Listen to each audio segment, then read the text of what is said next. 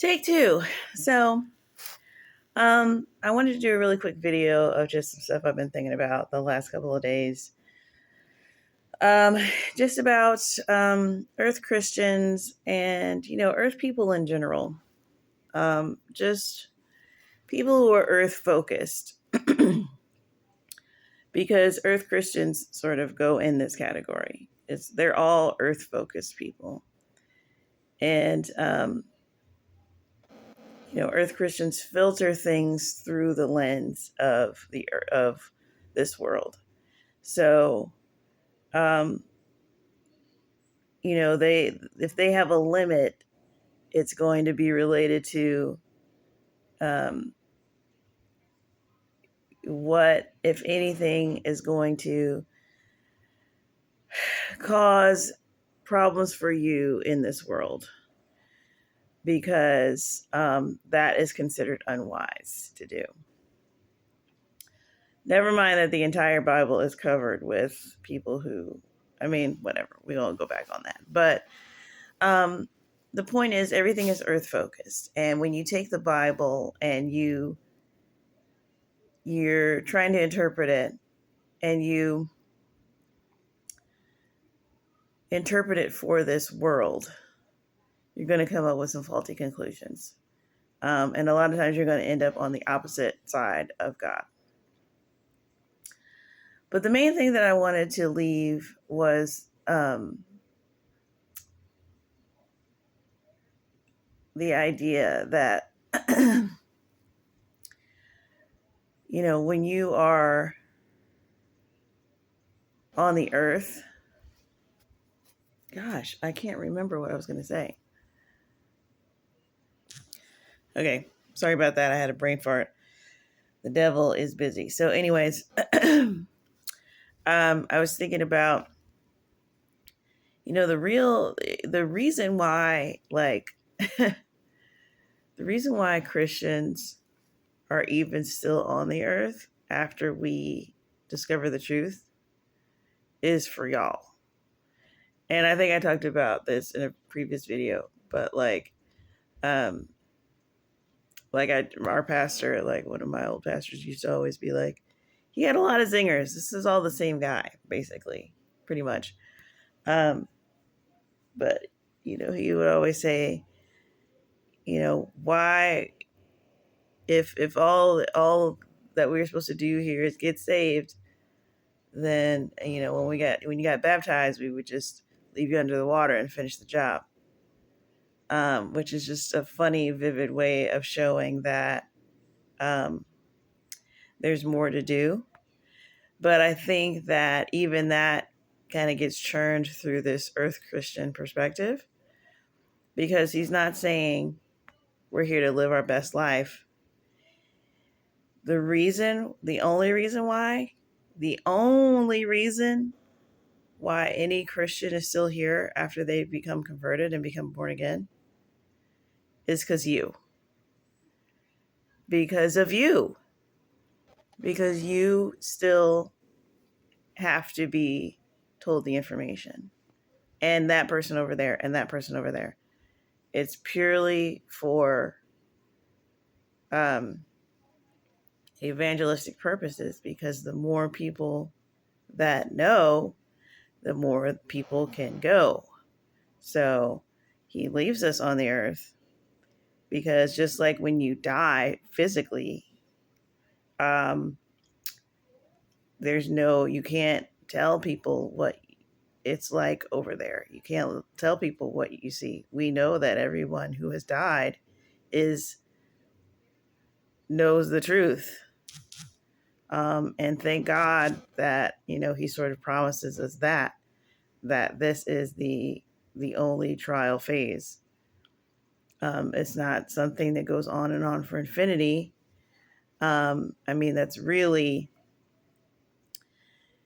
you think about it, that's really like a distraction to just keep you, imagine if you were going into a mortgage and they were like, this thing's 30 years long, like you'll be fine. Like they put it so far into the future, a 3,000 year mortgage or something, so that you can just stave off the actual responsibility of what you've actually done. So God's not like that. It's just one life, and then you're done with the mysteries. Then you die once, then you go to the next place. So, and it happens once you tell someone, or once you discover what life is about, or not even what life is about. Because you don't really necessarily know that what it's about. You just know that God is real, and that is like the most important information. Not just that God is real, like not just that he exists. The understanding of God as a father and as a relational person, and all of us being created in his image, that is real.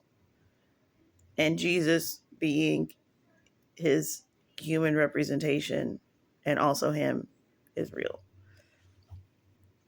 And so once you figure out and you walk in that information, which I think is a really underrated word to describe what it is, because it's one thing to know it on the outside or to intellectualize it, but when you're actually walking in it, meaning you're taking advantage of that being your reality, and now you're, the implications and all that comes with knowing that information and having it and being in that system. You want to tell as many people as you can tell. And of course, almost everybody is resistant to it. It's amazing.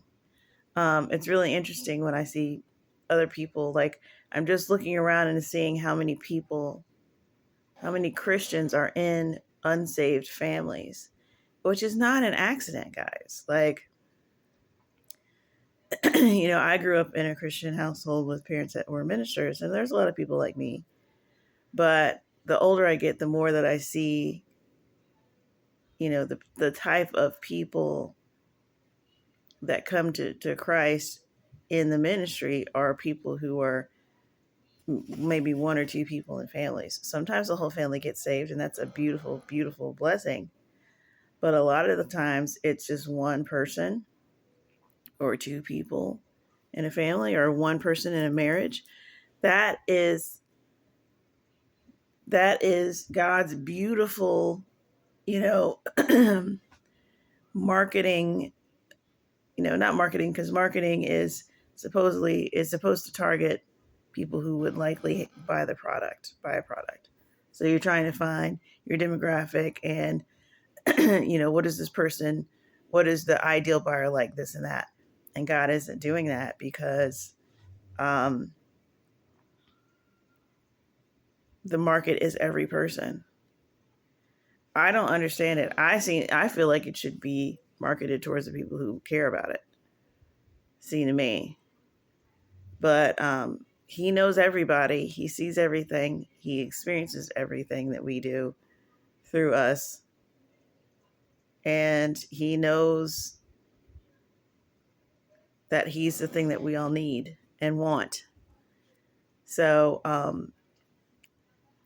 that's kind of where my faith is always stretched, because I'm just like looking at a person, maybe not, but maybe talking to a person. I'll be like, okay, yeah, this person is not the guy. He doesn't care about any of this. And you'll just be dead wrong. You just can never do that, which is really tough for me, because I'm like not a person who likes to waste my time with somebody who's not interested in what I'm interested in. And God will have people go back to somebody 10 times, 15 times, 20 times to reach them.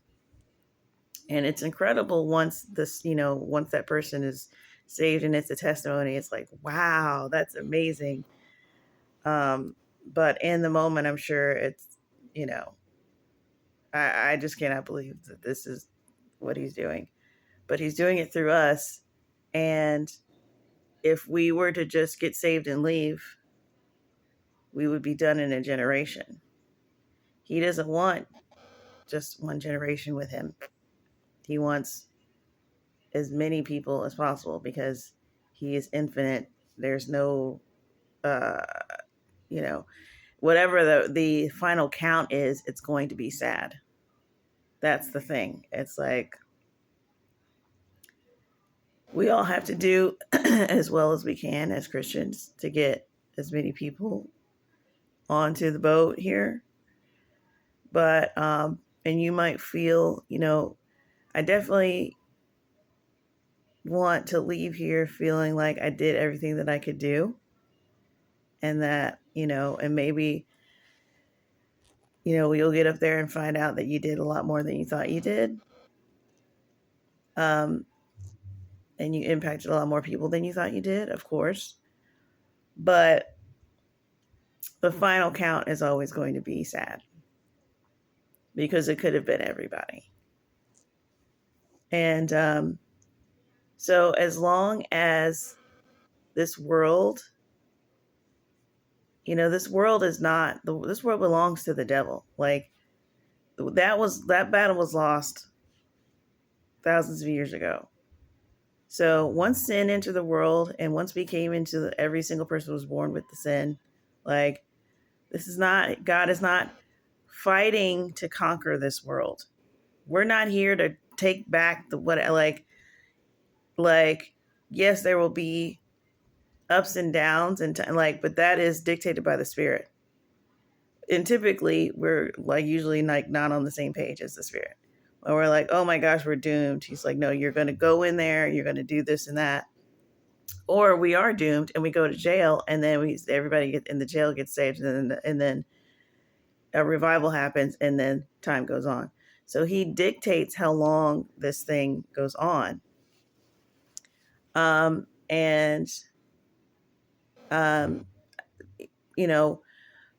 of the only reasons, could this go on and on and on and on and on and on and on? Sure.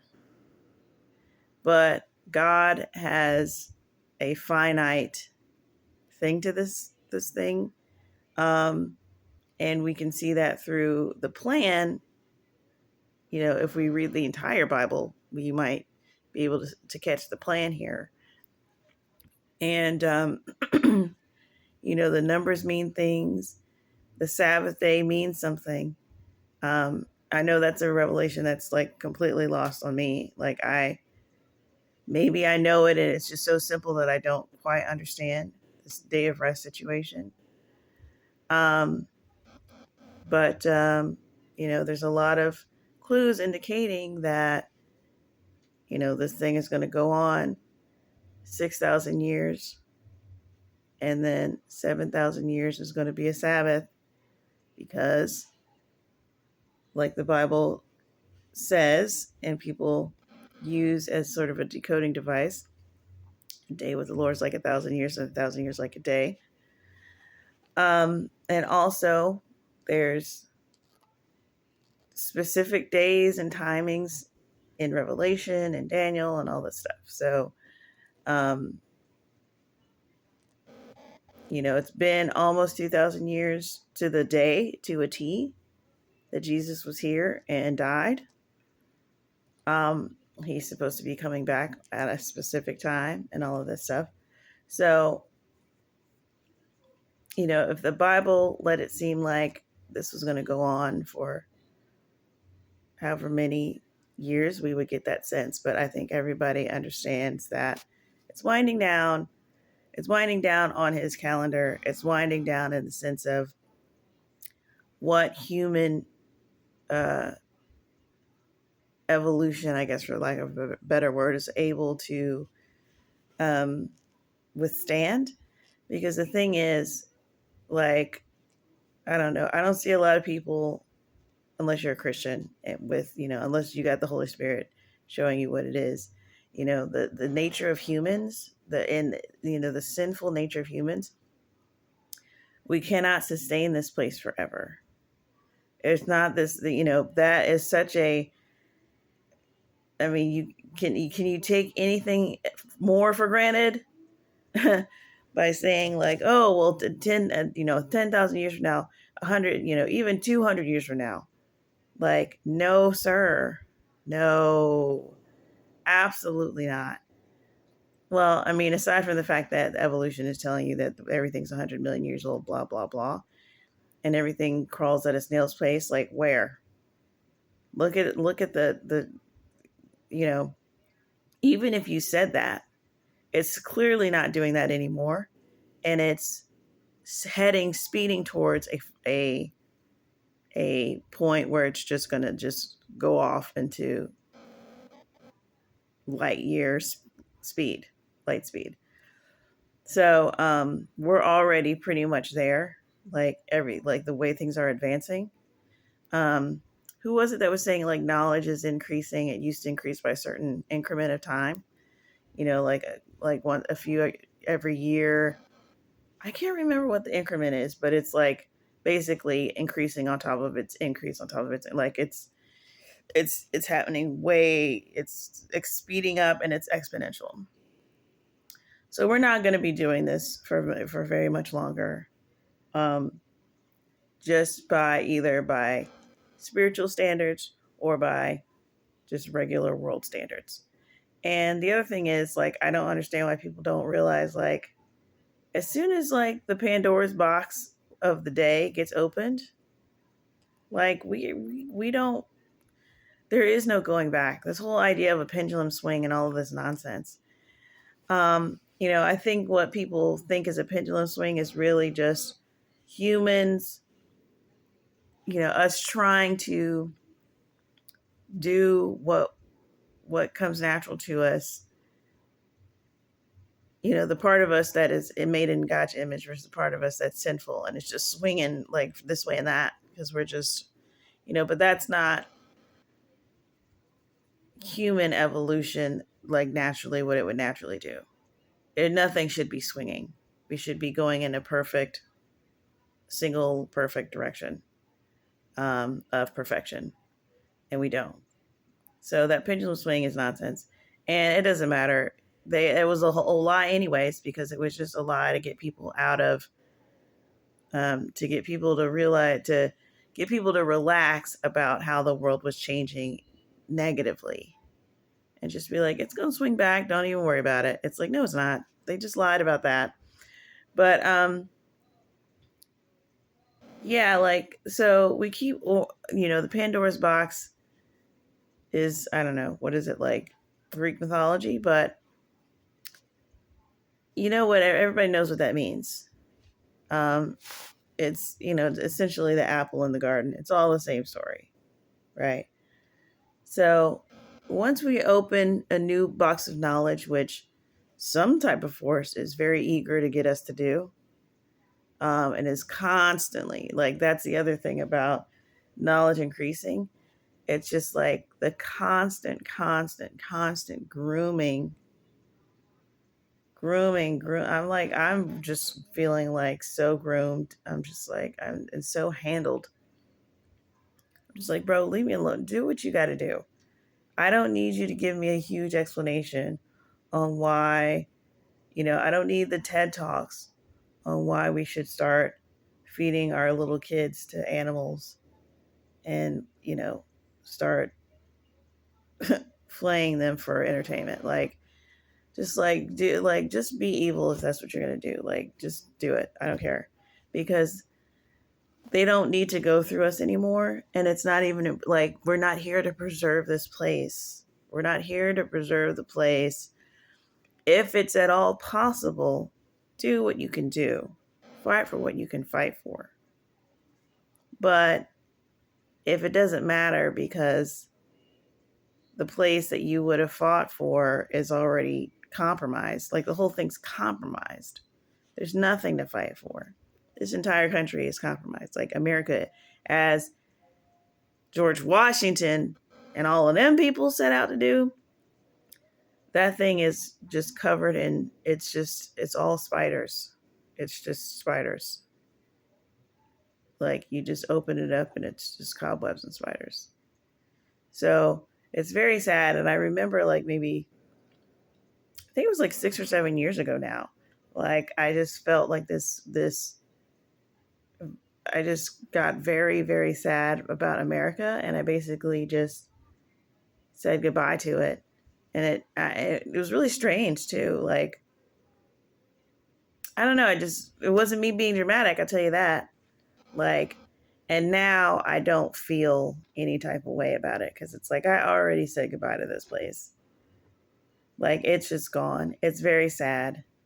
It's very sad that it kind of feels like we're the generation that ruined it, but it's just to be 40 years old, to remember, being in your classroom and you remember the flag up there and doing the Pledge of Allegiance. And I don't know if we were the last generation that was, had the patriotism instilled in us, but we're old enough to remember that being a solid thing, like unquestioned, solid, protected thing that could never be, you just never expected that to be. You can't. It was fundamental. You can't when that's gone, it's gone. And to have that be a solid understanding, and then to also grow up in that same lifetime, to have that thing just be totally not there anymore. It's gone, gone, gone. And not only is it gone, but the generations that came after had been sufficiently brainwashed or demoralized to the point where they're not even sad when it's gone. So they don't even know what left. They don't even know what is gone. And so it's just like really crazy. But yeah, it's stop trying to, like, don't be an earth Christian. Like, there was never any, you're not here to live your best life. That doesn't even make any sense because the majority of people here are not living their best life. The majority of Christians here are not. The majority of Christians on the earth are either underground or they're just getting killed on a constant basis. The majority. So, this is for them. And, we get to come along, and that's wonderful and beautiful. Like, thank God for Jesus and the Holy Spirit, because, yeah, like, I don't know, maybe we're just like sort of canary in a coal mine situation, but yeah, no, you're not here to preserve the country and fight for freedom. Like, that was then, that was for that time, because that was to keep more people being able to be here so that they could get saved. That's all this is about. So on God's side, all this is about is realizing the truth and telling other people. So imagine what it is on the devil's side. The devil, this is his place. He's not ruling in heaven. He is never going to rule in heaven. He's not really going to be ruling in hell either. So this is his place. This is his time. This is his moment. So he wants some people too. He wants some people too. And it's not really God versus the devil. I was thinking about this the other day. But it's like men. I got triggered by something that I was watching. It was one of those manosphere things about men and women and how men trick women into doing X, Y, and Z. And it was like, yeah, well, men trick women and the devil tricks men. And then God tricks the devil. So it's like the way that this is working, is that it's not God versus the devil. God has just multiple things going on, and one of them is the devil, one of them is us. And, you know, obviously they coincide because the devil has very specific things that motivations. He's got like the best means, motive, opportunity of any villain I've ever seen in my life. So it's really funny because like with all of this alien stuff happening, I watched this video of I forget I think it was Russell Brand actually, because who I like, I think he's hilarious, but he's clearly itching to. He's very world based. You know, he wants to find the truth. I can see that, and I believe that about him.